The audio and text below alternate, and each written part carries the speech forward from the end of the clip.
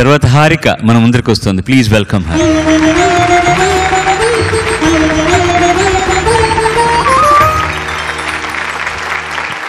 అందరికీ నమస్కారం.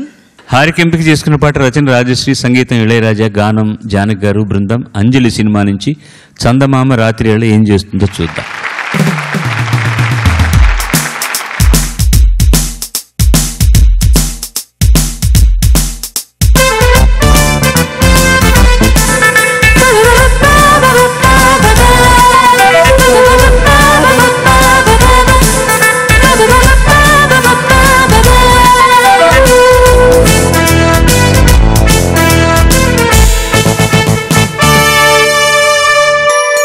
చందమామ రాతిరేళ కదిలినే, వరాల రెక్కలన్నీ పరిచి నేల చేరినే.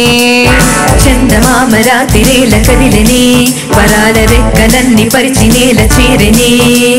తానొంటిగా కావాలని ఆకాశమే విడిచి వచ్చినే, భూమి చూసి పరవశించినే. మరల మరల మరల చందమామ రాతిరేళ కదిలినే, వరాల రెక్కలన్నీ పరిచి నేల చేరినే. చందమామ రాతిరేళ కదిలినే, వరాల రెక్కలన్నీ పరిచి నేల చేరినే.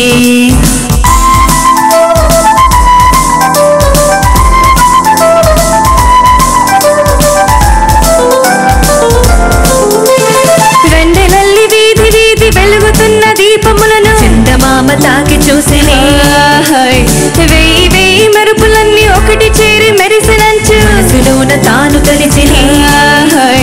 మాయ మంత్రమో ఇంద్రజాలమో అని తలచి తాకి చూసినే. తాకినంతలో షాక్ తగిలిని, మరుక్షణాన చేయి కాలిని. ఆ బాధ పడలేక ఆ సంద్రం తీరానా తాను చేరినే, నింగి చూసినే. మేఘమాల పలకరించిని. మరల మరల చందమామ రాతిరేళ కదిలినే, వరాల రెక్కలన్నీ పరిచి నేల చేరినే. చందమామ రాతిరేళ కదిలినే, వరాల రెక్కలన్నీ పరిచి నేల చేరినే.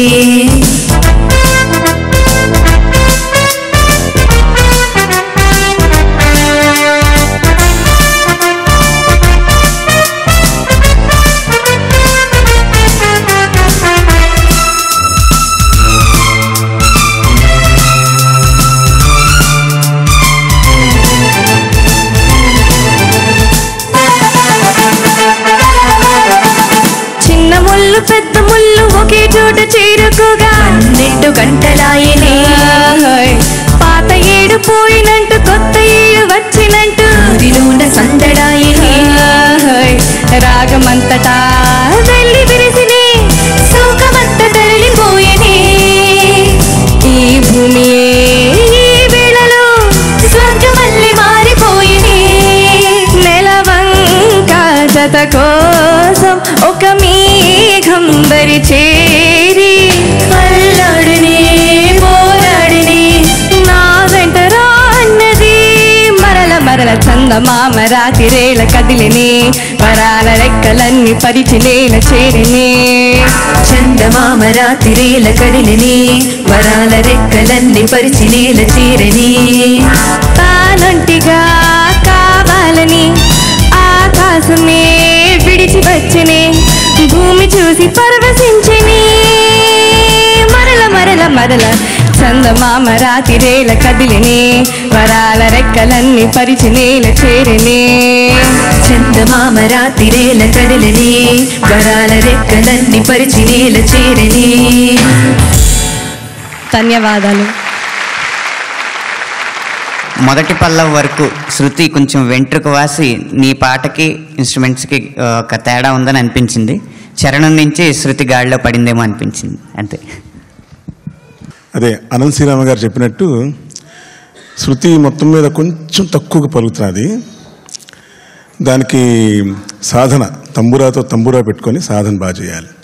త్యాగరాజ స్వామి వారు ఏమన్నారంటే, నిద్దురు నిరాకరించి ముద్దుగా తంబూర బట్టి శుద్ధమైన మనసుతో సుస్వరంతో పొద్దు తప్పక, అంటే నిద్దురు నిరాకరించి అంటే సంగీత సాధన చేద్దామన్నప్పుడు నిద్రను కూడా త్యాగం చేయాలి.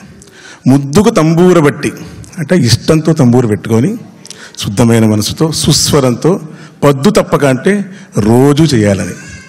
ఒకరోజు సంగీత సాధన చేయకపోతే 15 రోజులు సంగీతం వెనక్కి వెళ్ళిపోతుంది. సో ఎందుకు చెప్తున్నానంటే నీ ఒక్కదానికే కాదు, అందరికీను, అలాగే ఈ కార్యక్రమం చూస్తున్న నేర్చుకునే సంగీత విద్యార్థి అందరికీ నేను చెప్తున్నాను. శృతి కొంచెం కొన్ని నోట్స్ మరల అన్నప్పుడు స్లిప్ అవుతున్నది. అప్పుడు ఏం చేయాలంటే దానికి వెనకాల నొటేషన్ రాసుకొని పాడితే అవి కూడా మంచి క్లీన్ వాయిస్ ఉన్న, చాలా నీట్గా ఉంది వాయిస్.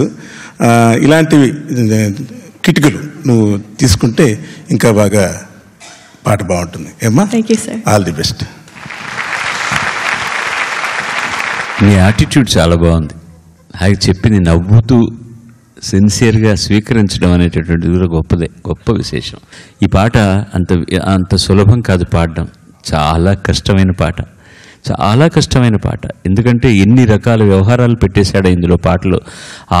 యూజువల్గా ఆర్కెస్ట్రేషన్లో ఎన్ని వ్యవహారాలు పెట్టాడు, గాయనికి కూడా అన్ని కష్టాలు పెట్టేశాడు ఇళయరాజా ఇందులో. జానకమ్మ కాబట్టి అంత అవలీలుగా పాడేశారు ఆవిడ. అంత ఈజీగా కదలకుండా ఇలా ఓ బొమ్మలాగా అసలు అన్ని ఎక్స్ప్రెషన్లు ఆవిడ అలా కదలకుండా ఎలా ఇస్తారో చెప్పడానికి లేదు. మధ్యలో అది కరహర ప్రియ అనుకుంటాను కదా, తరినారే దేరారే, అది ఎంత గమ్మత్తైనటువంటి గ్రహభేదం అది. తరిరి రరి రరి రరి దారి దిరి రి దరి రే తారి. ఎక్కడికి వెళ్ళినా సరే మన సంప్రదాయ సంగీతానికి దూరంగా వెళ్ళడానికి వీలే లేదు. దాన్ని ఎంత అందంగా అతను మలిచి చేస్తున్నాడో, దాన్ని ఎంత అందంగా పెడుతున్నాడో, ఏ పద్ధతి కావాలంటే ఆ పద్ధతికి ఆర్కెస్ట్రేషన్లో కానీ పాటలో కానీ ఎంత గమ్మత్తుగా చేస్తున్నాడో. మహామేధావి అయితే తప్ప అలాంటి పాటలు చేయడం కష్టం. ఆ ఇళయరాజా అనేవాడు మనకు వరం. తమాషా ఏంటంటే ఇప్పుడు ఆయన అన్నాడు కదా, అయ్యవారు చెప్పినటువంటిది ముద్దుగా తంబూర పెట్టుకొని ప్రతిరోజు సాధన చేయడం అనేటటువంటిది. ఇళయరాజా అనే వ్యక్తి అతని సంగీత జీవితాన్ని మొదలుపెట్టినప్పుడు ఇవాళకి నేను 50 ఏళ్ళ తర్వాత ఎలా ఉన్నానో అతను బిగినింగ్లో అలా ఉన్నాడు. స్వరం రాయడం రాదు, ఏం లేదు, కేవలం వినికిడితోనే హార్మోనియం వాయించగలడు, గిటార్ వాయించగలడు, ఇవన్నీ నేర్చుకొని తను స్వరసంధానం చేసి తను ఒక సంగీత దర్శకుడు కావాలంటే కావలసినటువంటి క్వాలిఫికేషన్ ఏంటి, నేను ఇండిపెండెంట్గా ఉండాలి అని ముందు వెస్టర్న్ మ్యూజిక్ నేర్చుకున్నాడు, తర్వాత కర్ణాటక సంగీతాన్ని నేర్చుకున్నాడు. చాలా బిజీగా ఉన్నా సరే పొద్దున 4:30 గంటలకు తనకు నచ్చినటువంటి గురువులను బతిమాలి బామాలి, నేను 4:30కు వస్తాను, నాకు సంగీతం నేర్పించండి అని ప్రతిరోజు వెళ్ళి సంగీతాన్ని నేర్చుకుని ఇవాళ తను ఏం చేస్తున్నా తెలియకపోతే ఇప్పటికి కూడా పెద్దలను సంప్రదించి అలాంటి సంగీతాన్ని ఇవ్వడానికి కారణకర్త అయ్యాడు. వీటన్నిటితో పాటు ఆయన అన్నాడే ప్రతిరోజు సాధన చేయడం అని, నిబద్ధత. 7 o'clock కాల్ షీట్ అంటే you can see his car going on Kodambakkam over bridge at 6:45. పని ఉన్నా లేకపోయినా అతను కంపోజింగ్ రూమ్లో 7 o'clock కరెక్ట్గా కూర్చుంటాడు. పని లేకపోతే అంటే సినిమాకు సంబంధించిన పని లేకపోతే ఏదో ఒకటి కంపోజ్ చేయడమో, పుస్తకం రాయడమో, చదువుకోవడమో చేస్తాడు. సంగీతంతో తన జీవితాన్ని ముడిపెట్టేశాడు అతను. కేవలం ఆధ్యాత్మిక చింతన, సంగీతం తప్ప అతనికి వేరే ప్రపంచమే లేదు. అంటే దాంట్లో అంత లీనమైపోయాడనమాట. అలాంటి సాధన చేసిన వాళ్ళ దగ్గర మేమందరం మిడిమిడి జ్ఞానంతో పాటలు నేర్చుకుని పాడడం అనేది సామాన్యమైన విషయం కాదు. శుభం భూయాత్.